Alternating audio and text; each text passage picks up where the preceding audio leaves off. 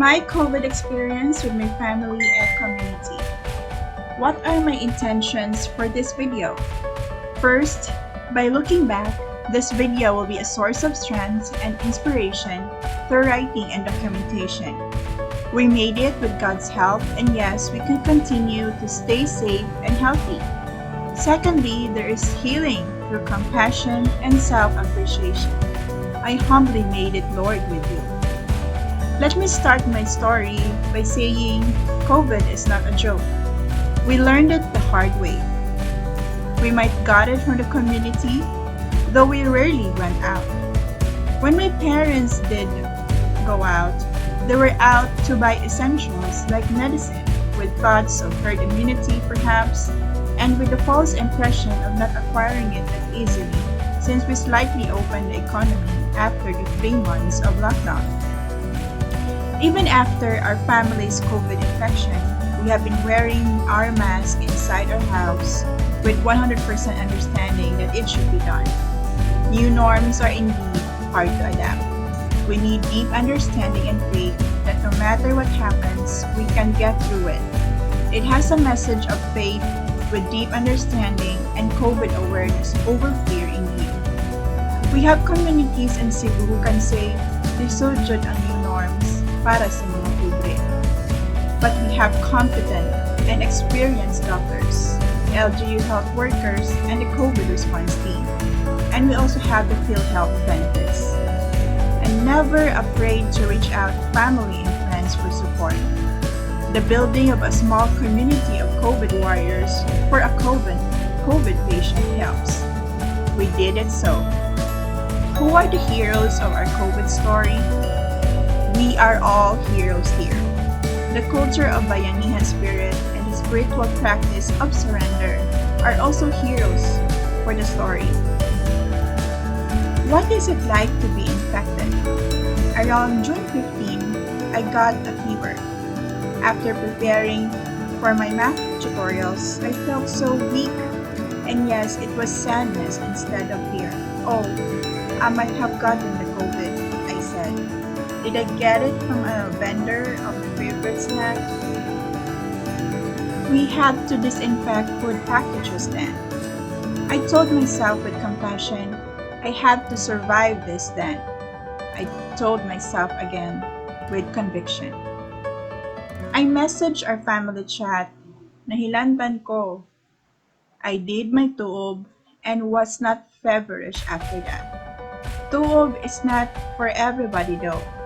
My immune system was working for me so well, and the COVID virus got into my system in my digestive system. So I got, I think, a COVID diarrhea. Since the COVID diarrhea pain was intense at the second day, I went to South Gen for an outpatient checkup. The doctor diagnosed me with acute diarrhea and was not tested for COVID because I don't have fevers and coughs. To avoid dehydration, I might have wanted myself admitted at South Gen, but it was so expensive, or at the Lisa District Hospital, but no hospital beds available, and the COVID doctor wanted me to be away from the severely infected ones. So I went home with some antibiotics, good for 5 days. When I look at my bed, I felt so blessed. I have a room to stay for the nursing of my acute diarrhea. Though I lost my sense of taste, I had eaten a little. I had a lot of Gatorade and some energy healing while massaging my stomach with efficacy oil. Energy healing and compassion healing helped a lot. My brother was there buying those Gatorade drinks. My whole body and spirit served me well. I was okay after a week of nursing myself, and I managed to resume my math reviews and tutorials after a week of post-diarrhea nursing recovery. While I was nursing my diarrhea, my mom had been reaching out to me. Anak, wala na ako'y fever, bali-mali na na. She secretly had herself tested for COVID though. Then, reality hits badly when my mom messaged me, I am COVID positive. And the COVID response team came into our house to attend to a COVID patient. It felt like a nightmare. A global pandemic had been a family crisis. The courage in Mama Jose's brave soul by having herself tested for COVID gave us strength during the first week of home quarantine. Then our family members started to reach out to us, and yes, we gained more strength and guidance from our emphasis plan. COVID home care, though, is not for everyone. Our Mama Josie has to be admitted. Where are we going to get the cash since we are not so sure with the COVID processes for COVID health packages? Is there a hospital bed available for Mama Josie? In Diamore, we have to reach out to everybody and deal with this as a family and community, I said to my sister. We were informed by the COVID response team that there is a hospital bed available at South Gen. Mama Josie was picked up by the RHU Multicab ambulance and was deeply honored when Mama Josie accepted my intent to be with her. Due to the inconvenience of the RHU Multicab ambulance, our Mama Josie fell off the seat quite a lot with 85 Autosat. The ride going to South Gen was so challenging for her lungs. Then there was a challenge on the hospital bed availability data of our government. The ER team of South Gen said that they can't accommodate another ER patient. Our Mama Josie begged many times to the South Gen COVID doctor because she was running out of breath. It was so traumatic. When our Mama Josie went out of the ambulance with a positive attitude that projected to me a statement, "I am already here in the hospital, please help me, we are so willing to wait." With God's help and the love for humanity of the said COVID doctor, he found ways. They converted the triage to give a room for our Mama Josie to stabilize. I then have to confirm the reservation at the UCMed hospital and book for an ambulance. God's grace continued to pour into us. We managed to book an ambulance with the help of the Minganilla District Hospital medical team. And yes, I had confirmed myself the reservation number 2 at UCMed. And the remarkable life-changing moment worth mentioning is Mama Josie's request for me to care for her at the hospital. And the rest of the hospital story with Mama Josie was filled with magical spiritual experience of taking it one day at a time. Coordinating Mama Josie's Grab food orders with a payment to follow arrangement. Considering that the nurse who can move from one COVID floor to another and to the information area or the courier area is not available at all time for us. Considering that there are a lot of COVID room requests to accommodate. The Grab food drivers were kind enough to leave the food at the information area without a payment yet, and just pick up such payment once ready. Coordinating Lala Move requests with my brother for our needs in the hospital. Making our Mama Josie comfortable and clean at all times while managing all symptoms and medicine side effects. Giving Mama Josie an abundant dose of touch and energy therapy. Being Mama Josie's prayer warrior, we have been on a prayer disposition up to now. Preparing meals and milk for Mama Josie. Cheering Mama Josie at mealtime and medicine time. With bitter taste, I would strongly suggest to reach out with mental health practitioners, psychologists, social workers, to help process the hospital days. Credit to my sister for reminding me that in serving Mama Josie, we serve the Lord. Credit to the UCMed nurses whom I chant, "Laban lang!" We chant it together and say, "Para man mi sa Ginoo." Credit also to my brother who told me, Mama Josie is no longer contagious because we made it to the 14 days.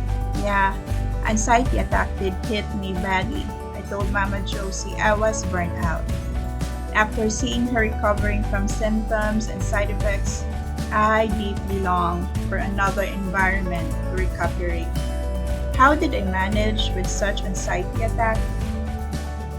Credit to Mama Josie by reminding me we are safe in the hospital. Any possible symptoms that you will be handled here in the hospital. And yes, my Papa Winnie and brother are great examples of COVID survivors.